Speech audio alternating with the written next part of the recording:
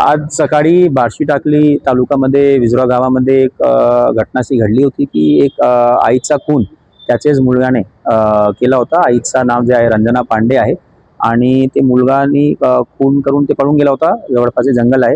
लगेच ते आमचे बार्शी टाकलीचे आमची जी टीम आहे ती घटनास्थळाला पोहोचली होती. त्यांनी स्थानिक गुन्हे शाखेला सुद्धा एक माहिती दिली होती. तर स्थानिक गुन्हे शाखेची 2-3 वेगवेगळी टीम्स आम्ही स्थापन करून एक रेल्वे स्टेशनला आणि एक इतर ठिकाणी पाठवली होती. चांगली कामगिरी जे आमची स्थानिक गुन्हे शाखेची टीमने केलेली आहे.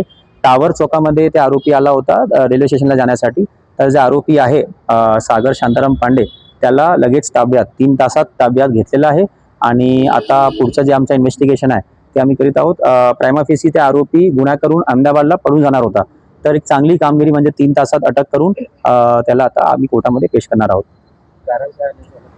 आता प्रायमा फेसी त्यांचा वैयक्तिक काही भांडण होता, काही शेती विकण्यावर त्यांचा काही भांडण होता आणि दारू पिण्याचा सवय होता आरोपीचा. हे प्रायमा फेसी आहे, परंतु आता पुढचं जे काही आमचं इन्व्हेस्टिगेशन आहे त्याच्यामध्ये अजून कारण समोर येईल.